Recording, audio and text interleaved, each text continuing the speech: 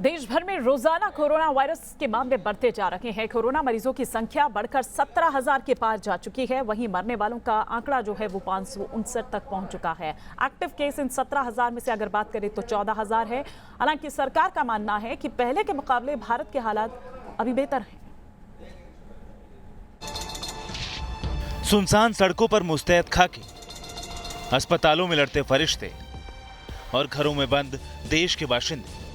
हर रोज की तरह लॉकडाउन 2.0 का छठा दिन भी बीत गया, लेकिन कोरोना मरीजों की संख्या में बेतहाशा बढ़ोतरी सोमवार को भी जारी रही। पिछले 24 घंटों में भारत में कोरोना के 1553 मामले सामने आए, जिसके साथ ही भारत में कोरोना मरीजों की संख्या बढ़कर 17,656 हो गई। वहीं 36 मौतों के साथ मरने वालों का आंकड़ा बढ़कर 559 पहुंच चुका है।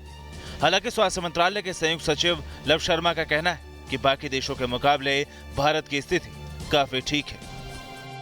हमने पिछले 7 दिनों के डबलिंग रेट के बेसिस पे जब कैलकुलेट किया तो देखा कि इंडिया का डबलिंग रेट लॉकडाउन से पहले जो 3.4 था, अब वह इम्प्रूव होकर 7.5 हो चुका है। और इससे संबंधित और भी एक अच्छी न्यूज़ ये है कि अगर हम 19 अप्रैल तक का डेटा लें तो इस नेशनल एवरेज के तहत 18 स्टेट्स में नेशनल एवरेज से बेटर परफॉर्मेंस और बेटर इंप्रूवमेंट नोटिस किया गया है।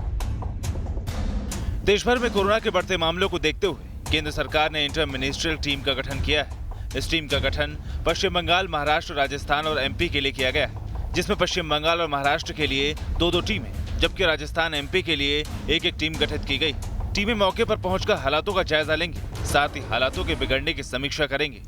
दरअसल केंद्र सरकार का मानना है कि इन राज्यों में कुछ जगहें विशेष रूप से गंभीर है और यहाँ लॉकडाउन के नियमों के उल्लंघन से कोरोना वायरस और फैलने का खतरा है, जिसे लेकर आज स्वास्थ्य मंत्रालय की एक टीम भी पश्चिम बंगाल पहुंची और हालातों का जायजा लिया। जानलेवा वायरस कोरोना का गढ़ बन चुके महाराष्ट्र में हालात बेहद खराब है। पिछले 24 घंटे में यहाँ कोरोना के 466 मामले सामने आए। यहाँ कोरोना मरीजों की संख्या बढ़कर 4,666 हो गई।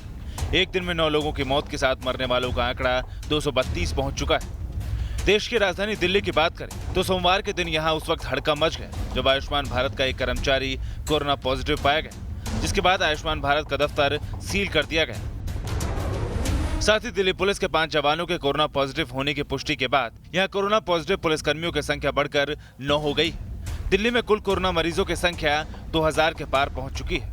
कमोबेश यही हाल देश के बाकी राज्यों का भी है। आज यूपी में कोरोना के 84 नए केस सामने है। 84 नए मामलों में 30 कानपुर से, जिसके साथ मरीजों की संख्या यहाँ 1184 हो चुकी है। वहीं अब तक 18 लोगों की मौत हो गई। उत्तर प्रदेश के पास बिहार की बात करें तो सोमवार को यहाँ अचानक सामने आए 16 केसों ने प्रशासन की पेशानी पर बल डाल दिया है। इनमें 10 पुरुष और 6 महिलाएं। सभी मरीज बिहार शरीफ के रहने वाले। बिहार शरीफ के इलाके को सील करने का आदेश दिया गया। बिहार में कोरोना मरीजों की संख्या 100 के पार पहुंच चुकी है। देश भर में कोरोना के बढ़ते मामले डरा रहे हैं। इसके लिए भारत सरकार के साथ मिलकर राज्य सरकार एहतियातन सभी जरूरी कदम उठा रही है। अब इंतजार है तो इस वायरस के बढ़ते कदमों के रुकने का। Team news nation. इसी पर और विस्तार से हम बात करते हैं। दिल्ली से वाजिद अली इस वक्त हमारे साथ जुड़ चुके हैं। वाजिद, राष्ट्रपति भवन तक पहुंच चुका है इस वायरस का जो प्रकोप है, उसके बाद से अब किस तरह की एहतियात वहां पर बढ़ती जा रही है, किस तरह की सतर्कता देखी जा रही है?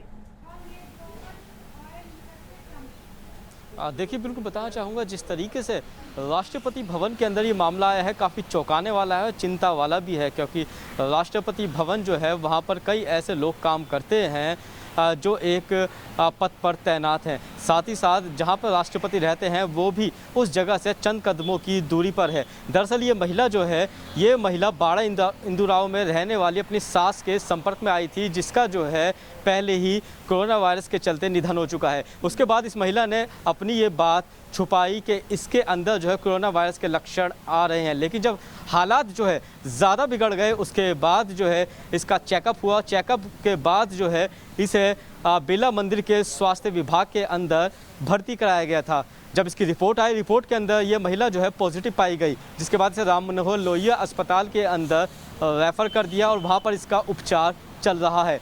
लेकिन उसके बाद जो खुलासे हुए वो काफ़ी चौंकाने वाले हैं, क्योंकि 11 ऐसे ऑफिसर हैं जो राष्ट्रपति भवन के अंदर काम करते हैं, जिसके अंदर IS लेवल के भी हैं। जो 11 लोग हैं वो होम क्वारंटाइन हो गए हैं। साथ ही साथ ये भी पता लगा है कि इस महिला के संपर्क में लगभग 100 से ज़्यादा लोग आए थे, जिनसे आग्रह किया गया है कि वो भी जो है एहतियाती बरतें और एहतियाती के साथ साथ जो है खुद ही होम क्वारंटाइन हो जाए या फिर अपने अपने चेकअप कराएं।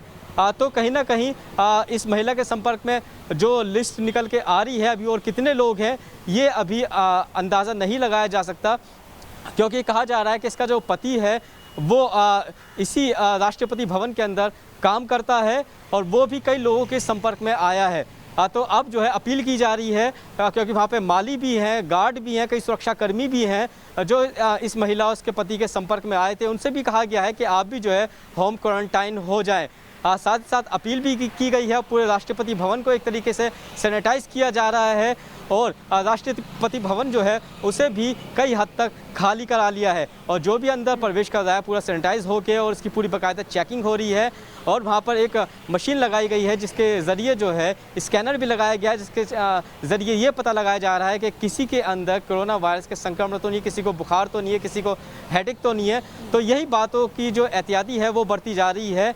लेकिन जिस तरीके से पूरा मामला सामने आया है उससे जो है एक बार फिर से ये सवाल खड़ा हो गया है कि अगर राष्ट्रपति भवन भी अगर कोरोना वायरस से अछूता नहीं है तो फिर देश का क्या होगा, क्योंकि देश के अंदर भी और राजधानी दिल्ली के अंदर भी लगातार मामले बढ़ते जा रहे हैं। राजधानी दिल्ली के अंदर 84 ऐसे हॉटस्पॉट बन गए हैं, क्योंकि कल के मुकाबले 5 हॉटस्पॉट को और बढ़ाया गया है, तो 84 ऐसे हॉटस्पॉट जोन बन गए हैं जो खतरे के अंदर आते हैं, जो खतरे के अंदर आते हैं। और जिस तरह से अभी हमने रविवार को देखा था, 2 दिन पहले जब हमने देखा था कि कुछ 200 केसेस ऐसे आए थे जिनकी कोई हिस्ट्री नहीं मिल रही है, मतलब ये कि वो पॉजिटिव पाए गए हैं लेकिन इस तरह के कोई पहले लक्षण उनमें नहीं देखे गए थे। तो स्वास्थ्य मंत्री जो हैं दिल्ली के सत्येंद्र जैन, वो ये भी कह रहे हैं कि ये कम्युनिटी स्प्रेडिंग का मतलब हम इस तरफ बढ़ चुके हैं, ये कहना गलत नहीं होगा।